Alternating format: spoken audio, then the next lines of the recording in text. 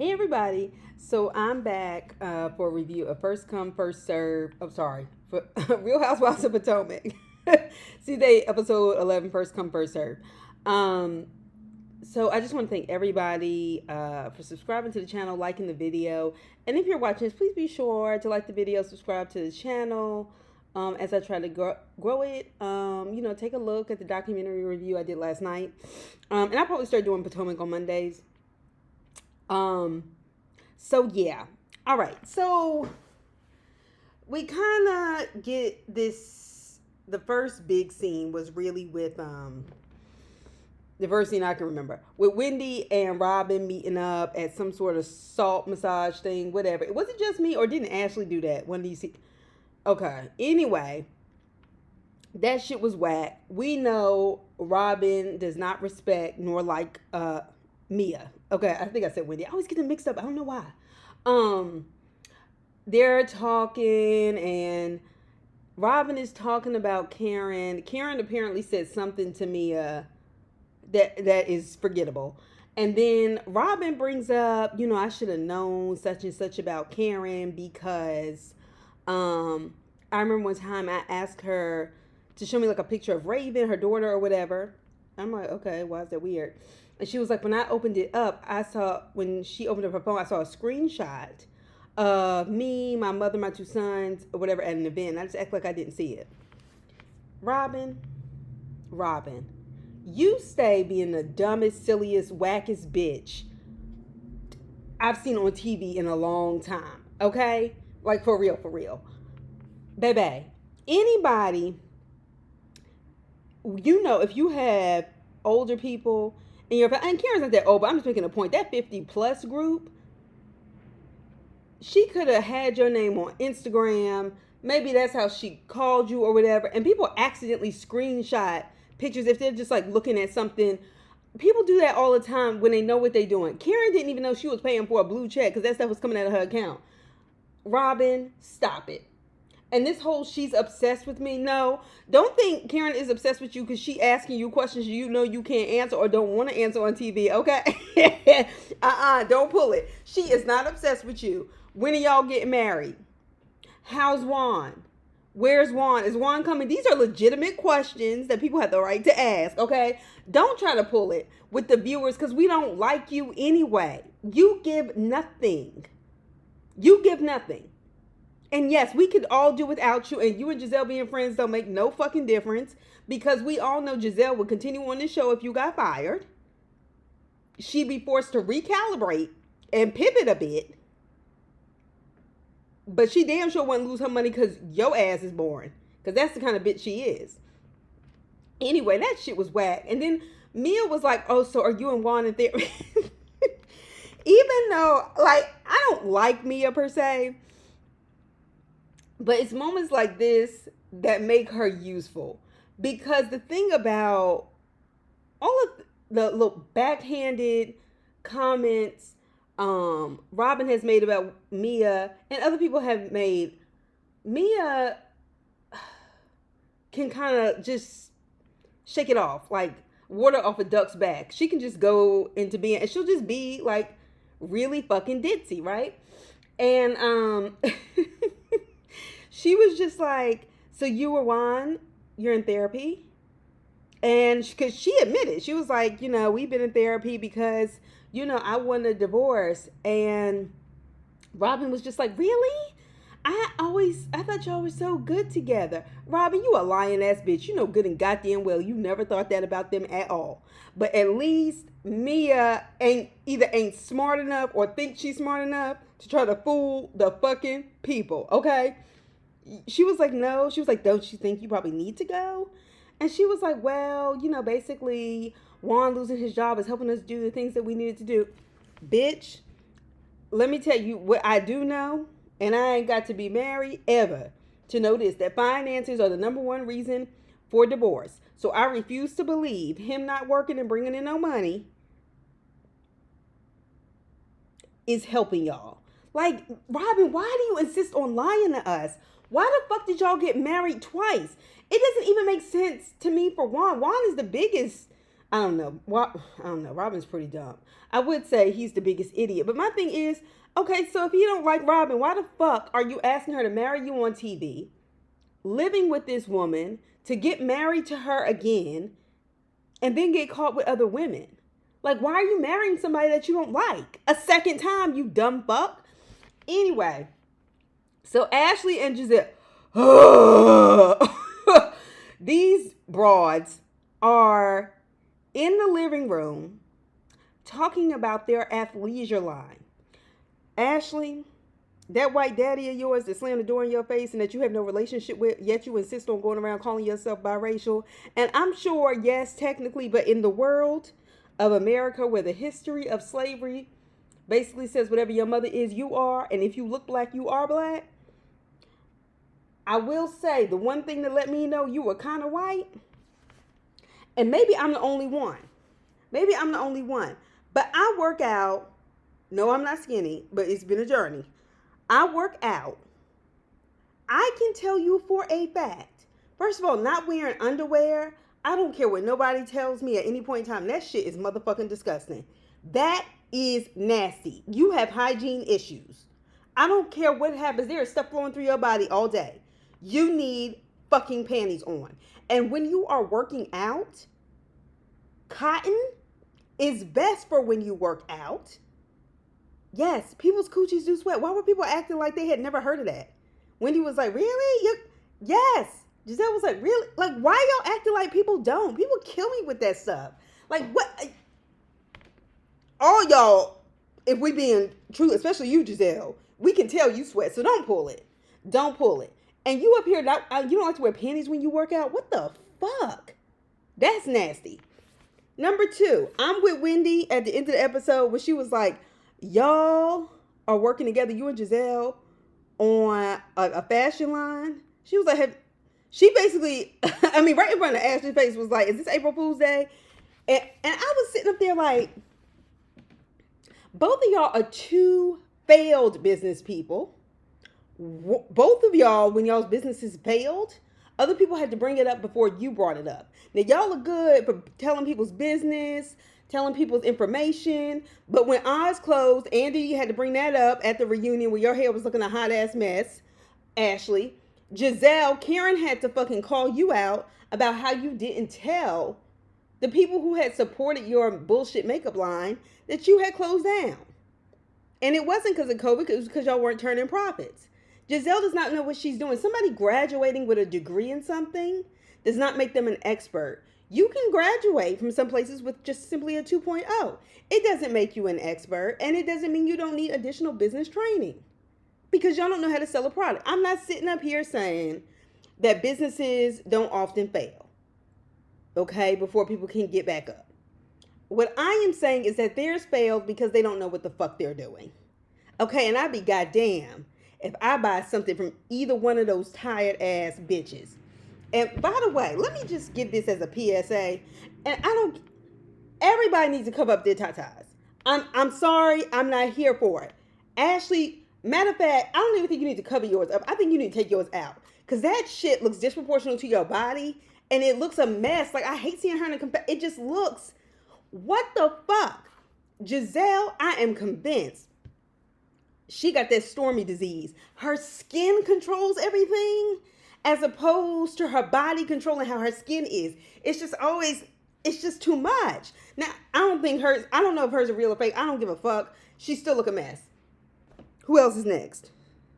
I said Ashley, Giselle, Wendy, another one who needs to cover up her tatas. I don't care if they're fake and they make you feel good.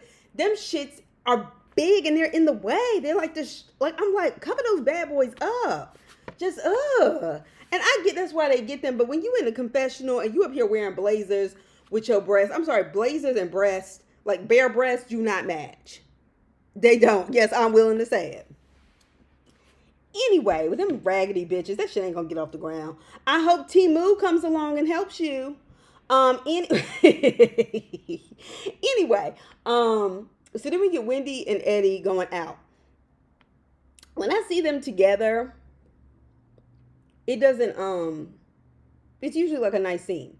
Apparently Eddie is going into the weed business. You could tell this was a scene where basically the producers told them to talk about what they're really doing for a living. And he's like, I'm starting weed, but I'm also an attorney. And it's hard to balance both of those. You knew that when you went into it. And when you said Maryland passed, made weed legal in May 2022, he was like, and I was like, no, yeah, the law passed. It didn't go into effect until 2023, but okay. Anyway, nevertheless, that's what he decided to start. Now, okay, this is a great thing to get advertisement for. Wendy, jack of all trades and master of none. Wendy doesn't even know what the fuck she wants her show to be about. She just wants a show. And this may be a lesson for people who have this sort of cultural pressure to just obtain degrees and then not know how to use them because you are just good for going through the act of school. And yes, you can jump through hoops without being smart. The most dummies I met at once was during graduate school. And that's just facts on facts. Money and legacy do a lot for you. But they're sitting there talking and she's like, well, sometimes you don't come home till 2 o'clock in the morning. This is the first time both of us are busy. Y'all have 3 kids. 3 small kids. Relatively small, young.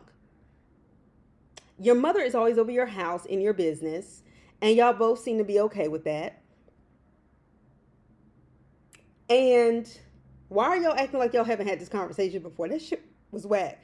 Them drinks look good, even though I can't drink them because I'm allergic to pineapple and mango. But it was just kind of like something ain't right with their finances and them. This show is a little too essential for them. Like, Eddie comes on camera pretty often. Like, even the way Chris has retreated from the show because of that, we don't really see that with Eddie. I'm not saying that people can't have different kinds of relationships, but something about them, I just feel like they have, I'm not saying they don't even have these degrees, but there's something not right in the way they don't know how to make their money or manage it. Anyway, so Naneka is still unpacking. She lets us know what helps us make some sense. She's at her house with her husband. He's looking for his badge, whatever. He's a doctor. Naneka's a lawyer. I don't think she's practicing. Like I said, another one who I feel like, has a law degree, but we don't know what she does with it, if she does anything. And granted, if you have money, you don't have to, but I think that's strange. But anyway, her and her husband's relationship has always been long distance. And before they were married, she was like, but living with him is something completely different. It sounds like to me, y'all didn't know each other that well. Anyway, so she talked to me about some ways to get pregnant. I think Naneka is putting a lot of pressure on herself to get pregnant. And I think her family should probably mind their fucking business and saying things to her like, he's going to leave you if you don't have a baby. That's a horrible thing to say to a woman. And it'd be a horrible thing for him to do. I think they need to come up off that. But Naneka, let me tell you your mistake. And I hope you catch yourself. Was being friends, inviting Giselle over your fucking house. Because Giselle is a jealous ass bitch. She's jealous of anybody who has a husband. She's jealous of anybody who owns something. She's jealous of people who have money. Because her child support about to run out. Okay? And that's that. Alright? Now, that being said, the neck is going through the, whatever it is. Sort of like, it's not quite artificial insemination, but it helps make sure that the egg gets fertilized, and her husband's not okay with it. I can understand them wanting to do the natural way. They're still young. I will say this. Something I was thinking with Giselle. Giselle asked if she was okay with that, having a baby. I don't remember. Anyway, Sharice comes over. Even though Naneka says she wasn't expecting any guests. Clearly, bitch, you were.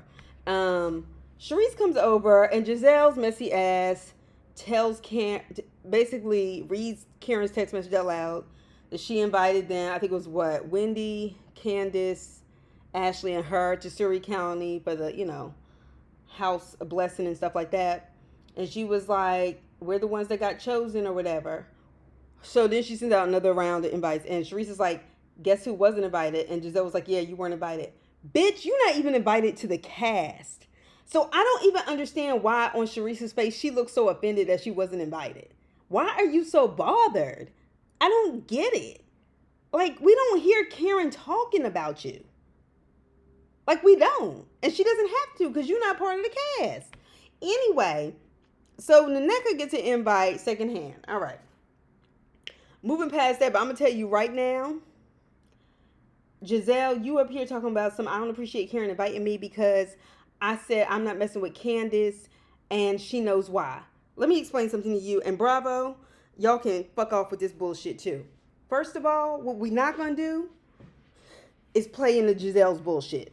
Okay, first of all, Giselle is not fearing for her life. I'm sure there were internet thugs threatening to kill her. I also think there were probably internet thugs sending her death threats before these accusations. People were talking about that colorism issue, however I may feel about it, long before that reunion when she sat down and Candace sat down and got in your ass, okay?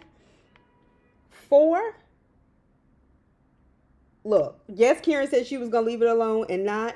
You owe her a fucking apology, Giselle. You lied on her husband. Y'all all say shit that's out of order. And that's what it is. Candace agreed to go despite y'all. I'm telling you, sometimes it's the biggest offenders that don't like to go to things like that when that's the situation because they're afraid you'll start calling them out with the truth. I personally, if I was Candace, because Karen's been nice to me, I would go, but I would have driven in my own fucking car. And Giselle, don't try to act like you don't need that money. Oh, I remember I was going to say, when her and Nneka were talking, Nneka was like, yeah, I could have had a baby early. That's 18 years. She was like, I take a page out of the book of the video chicks. You have a baby with the turkey baster, and then you have a guaranteed check for 18 years. Let me tell y'all something. Y'all need to quit that lie. Y'all need to quit that lie. That is true for some. The way women have to go through these court systems, even with these athletes who have money to shut them up, to gag order them, to finagle the number so they can pay the bare minimum, that shit is not true. Okay, and let's not act like men are out here giving women money and taking care of them. So when they say, well, if the man's at home providing, women should be doing it, they're not providing. All of these single women around the country, regardless of race, men are not providers like that. So miss me with the bullshit. Anyway, so we get all of them. Mia says that she doesn't like the fact she can't get over the original invite. And when Karen sent that text message and said, well, you need to, baby. Robin's text message back to Karen was actually very polite. And see, this is how I know Robin's a pussy. And she's a weak ass bitch. Because her personality can change based on whether or not Giselle is around and whether or not Giselle has told her how she should feel. The way she wrote that text message, even if it was a lie, it was still respectful. It was still respectful and polite. And that's who I think Robin is, but she's such a weak bitch that she's willing to do anything that Giselle says. I ain't gonna even get started on that. So anyway, they go to Surrey County. Let me tell you something. I appreciate what Karen is doing. I think, but I actually thought the house was actually worse inside. It's really the outside that needs to be fixed or whatever. But, you know, I believe in that, having a pastor come and bless a house. When you buy it, you want to make sure that they pray over it as you move into it. I think that was a good thing. I think it's a nice thing that they are buying back or restoring what is essentially Black people's land that they should have been theirs anyway, post-emancipation. So I really appreciate what Karen is doing. I do. That's it. I want to make sure that is clear. Because you'll look up and say, why would you want to own a plantation? Motherfucker, because it's our history and we want to preserve it. Since they always taking it from us anywhere USA right now. Anyway, so after that, then we have, not after that, but I'm just remembering, they were on the party bus. And Wendy says, oh, Eddie is starting his own weed business. Happy Eddie. You know, she was like, Ashley, Karen, Candace, y'all are invited. Wendy, that was some rude, bitchy shit. And let me tell you something. The fact that you feel the need to go at Nneka that way, and that nice, nasty, not even nice, nasty, that nasty kind of passive aggressive way, the same thing I told y'all that first episode. I said, Wendy's lying. Wendy's done that good girl shit for so long that the way she snakes around is to have other people do her dirty work. Your mother is a bitch, Wendy. You know she said it. I think you are jealous that Nneka is Nigerian and came on. Whether y'all liked each other or not, and I'm not into this conspiracy. Oh, I don't think it's a mistake the two Nigerian girls are fighting. Quit acting.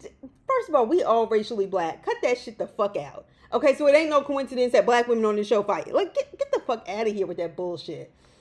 Number two, Wendy, that's the same thing that you was all up in your shoulders angry with Robin when she didn't invite your kids to that thing and invited everybody else except for you. And that was fucked up. But it doesn't stop being fucked up when you do the same thing. That girl does not deserve all of that. And I do believe you and your family were fucking around and mad, so on and so forth. I do. Anyway, so Nneka says, well, I'm going to have an unpacking party. It's kind of like, and I don't know what an unpacking party is. It's clearly in a housewarming party. That sounds like work to me. But anyway, she's having a girls' night. Fine. It's cute. And she says, well, everybody's invited. Okay. So they go out there, they have fun. And this is what I mean. This is why I don't believe this shit. Ashley and Candace are talking about how they actually had a good time together. Meanwhile, Michael Darby is suing Candace. Her and Ashley have gotten into it and multiple times. And Candace can still hang around them. Candace, I'm telling y'all, let me tell you something. I thought that shit was colorism when it happened to Monique. Because I felt like everybody on that fucking cast ganged up on Monique with the exception of Karen, who happens to be light-skinned. Okay?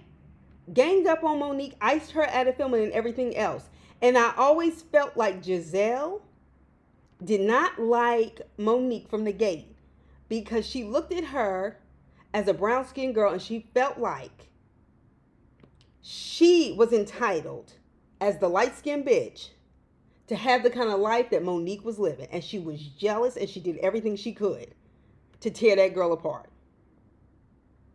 But see, now it's colorism, now that it affects Candace. Candace is in with that certain kind of class and she wants to be a part of the group. I'm telling you, Candace does not feel that way. I'm telling you, that's a game. And colorism is way too fucking serious. And we're going to have the conversation. We're going to have it. Light-skinned girls get ganged up on by darker complexion girls who just presume that they think they're better because they're light. I know. I've been a victim of that shit too many times. Dark-skinned girls get graded different. They get treated different in terms of their looks, in terms of the way men value them, so on and so forth, the way we talk to each other. All of us can do better and need to do better with the way we treat each other. But we all black at the end of the day, and I'm not gonna play that game. White passing. That shit was true in the 20s. That shit ain't even true no more. You can't even find black people like that hardly who are black. Like, miss me with the bullshit, okay? Anyway, so we get them sitting down at the table, and so Ashley's like, well, I'm sure y'all can bring it together. Ashley, when have you ever been a peacemaker? You're not even a good villain. Giselle's a bitch and she's a villain. But that's who, unfortunately, that's who the fuck she is at her core. We saw you that first season where you were kind of kowtowing and trying to be nice and this and the other. And then the second season, it was like you learned, okay, this is the way to stay on reality TV. And you became a complete bitch. And I feel like, yeah, you are a bitch now, but you coached yourself into it, if that makes sense. And if it don't, that's what I think. Then we have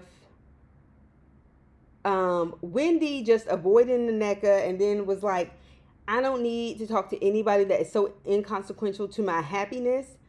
First of all, I'm with Nneka. She started talking about, well, you did this to my husband, you did this, you did that. No. Start at the beginning. When you cursed at Nneka at that pickleball event, and Nneka, like anybody who would get angry, said bitch and went off.